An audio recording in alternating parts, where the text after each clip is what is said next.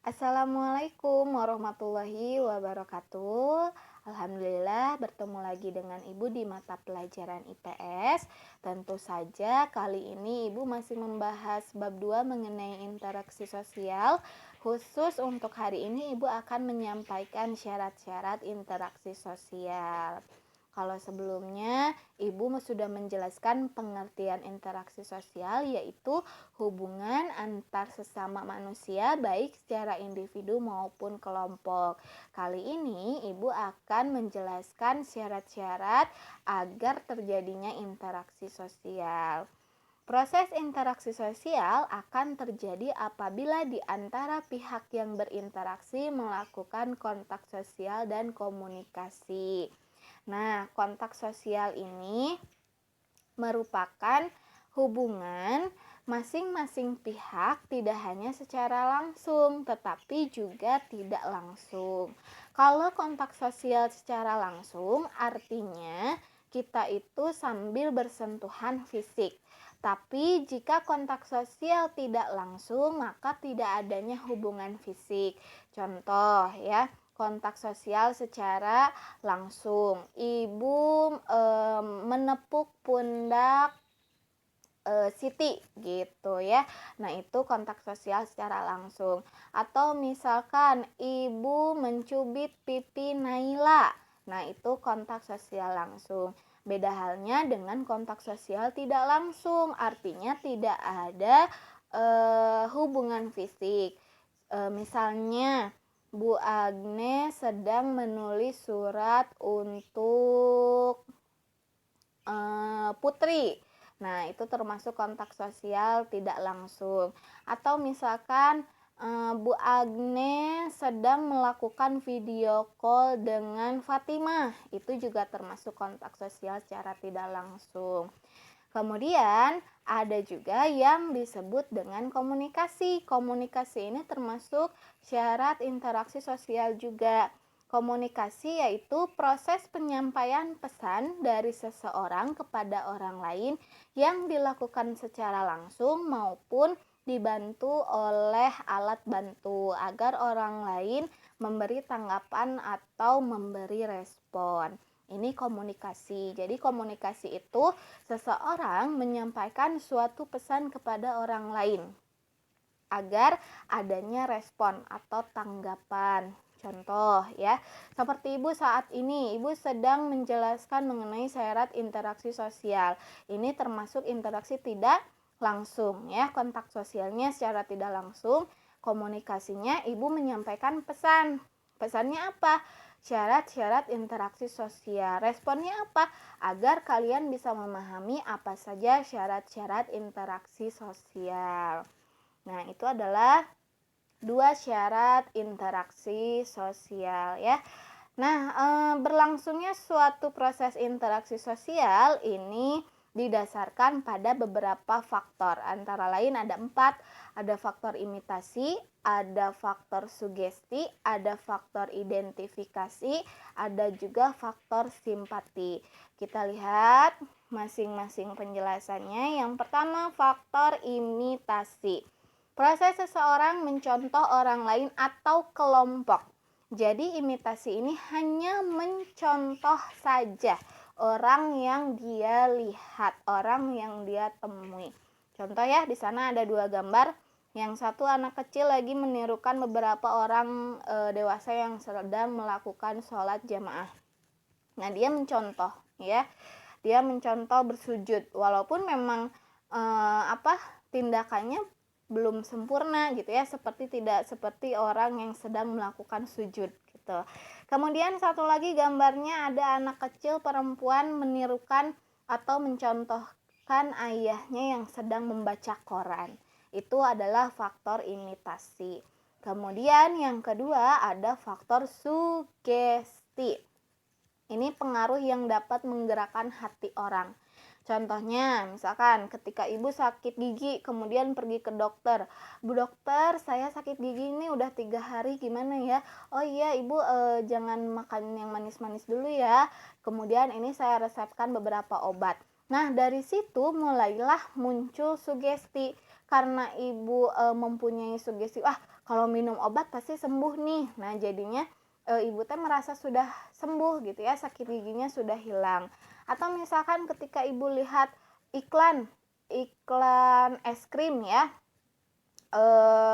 kalau kata orang Sunda mah kabita gitu ya, ibu langsung ngiler gitu pengen es krim itu juga, ibu harus beli nih es krimnya gitu ya, karena di iklan kelihatan enak, itu termasuk sugesti juga.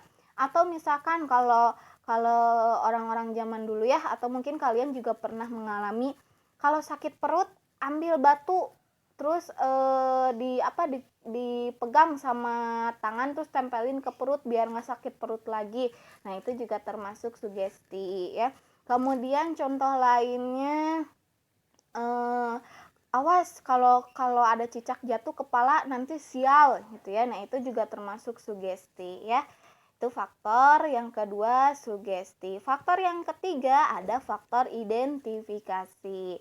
Kalau ini kecenderungan atau keinginan dalam diri seseorang untuk menjadi sama dengan orang lain. Kalau tadi faktor imitasi itu hanya mencontoh ya, berarti tidak untuk selamanya, itu hanya untuk pada saat itu juga. Kalau identifikasi ini justru menginginkan dirinya sama, betul-betul sama persis dengan yang dia idolakan. Contohnya tuh di gambar sebelah kiri ada transgender ya, kalau nggak salah dia transgender dari wilayah Eropa kalau nggak salah, mungkin nanti kalian boleh searching ya, khawatir ibu salah.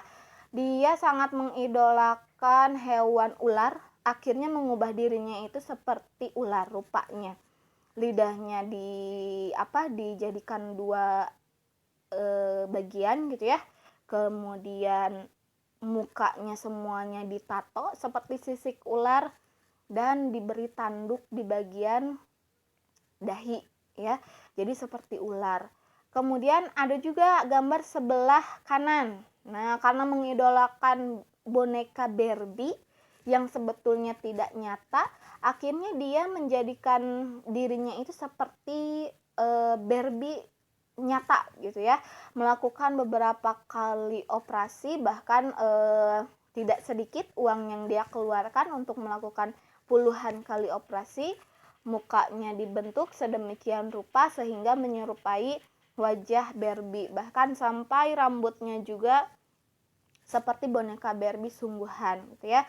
Nah itu banyak sekali. Atau misalkan nih kalian yang lagi rame nih ya, biasanya anak-anak ahwat K-pop gitu ya, aku ngefans banget sama girl bandnya itu gitu, sampai akhirnya ngikutin gaya-gaya K-pop. Nah itu bisa juga termasuk faktor identifikasi. Yang terakhir ada faktor simpati. Mohon maaf ya, bukan kartu perdana nih ya, kartu simpati bukan, beda lagi. Nah, kalau ini kemampuan untuk merasakan diri seolah-olah dalam keadaan orang lain dan ikut merasakan apa yang dilakukan, dialami, atau diderita oleh orang lain. Kalau kalian pernah mendengar, mungkin ada simpati, ada empati.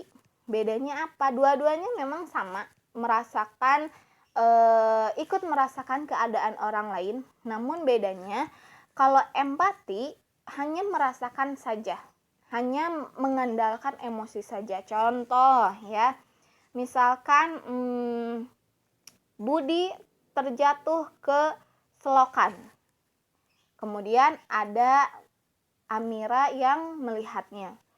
Amira berempati, jadi dia hanya melihat saja gitu ya, hanya melihat dan merasa kasihan. Duh si Budi kasihan ya jatuh ke selokan gitu, kasihan banget ya, pasti sakit. Nah itu empati, tanpa melakukan apapun, tindakan apapun. Beda dengan simpati. Kalau simpati, ketika Amira melihat Budi terjatuh ke selokan, dia merasa kasihan, merasa iba, tapi juga melakukan suatu tindakan. Contohnya, itu Budi jatuh, kasihan. Langsung dia mengulurkan tangannya untuk memberi bantuan pada Budi. Nah, itu perbedaan antara simpati dengan empati. Oke ya. Nah, tidak semua tindakan manusia merupakan interaksi sosial. Suatu tindakan manusia dikatakan sebagai interaksi sosial apabila memiliki ciri-ciri seperti berikut. Jadi, interaksi sosial juga punya ciri-cirinya, ya, supaya bisa dikatakan sebagai interaksi sosial. Yang pertama, jumlah pelakunya lebih dari seorang, biasanya 2 atau lebih tentu saja. Ya, kalau misalkan ibu ngobrol sama tembok, curhat, "Bok, tahu nggak, hari ini aku kesel," ya. "Bok, aku lagi seneng nih." Nah, itu tidak bisa dikatakan interaksi sosial karena jumlah pelakunya hanya ibu, hanya seorang, gitu ya. Kalau 2 orang misalkan, nah pada gambar ya contohnya itu ada yang 2 orang, ada juga yang berkelompok lagi, kumpulan keluarga ya, contohnya seperti itu. Kemudian ciri yang kedua, berlangsung secara timbal balik, ada aksi, ada reaksi. Nah tadi, berhubungan dengan komunikasi, menyampaikan pesan agar adanya respon atau tanggapan. Nah, termasuk juga ini ya, berlangsung secara timbal balik. Artinya, ada yang memberikan respon. Contoh, ibu sama Bu Ina lagi ngobrol gitu ya. Tapi ibu yang ngomongnya teh, "Bu Ina, nih nilai IPS mah bagus-bagus anaknya." Tapi Bu Inanya teh diem terus. Itu nggak bisa dikatakan sebagai interaksi. Karena apa? Bu Inanya tidak memberikan reaksi, tidak memberikan respon, tidak memberikan tanggapan. Beda lagi kalau misalkan Bu Inanya memberikan tanggapan, "Wah, masa Bu Agnes di IPA juga sama loh, anak-anaknya pada bagus nilainya." Nah, itu termasuk interaksi sosial karena memenuhi ciri yang nomor 2 ini. Kemudian yang ketiga, adanya komunikasi antar pelaku menggunakan simbol-simbol tertentu. Yang dimaksudkan dengan simbol di sini yaitu bahasa, ya. Jadi kita itu punya bahasa yang bisa dimengerti oleh lawan interaksi kita. Ya, kalau di sini banyak sekali contohnya ya, ada bahasa Cina, bahasa Korea nih yang sedang kalian pelajari sekarang ya, semangat. Kemudian adanya suatu tujuan tertentu, artinya ada pesan yang ingin disampaikan dalam interaksi tersebut. Oke ya, anak-anakku, itu saja yang bisa Ibu sampaikan. Mudah-mudahan bisa memberikan pengetahuan yang baru untuk kalian. Terima kasih atas perhatiannya. Insya Allah kita ketemu lagi pekan depan. Ibu tutup. Wassalamualaikum warahmatullahi wabarakatuh.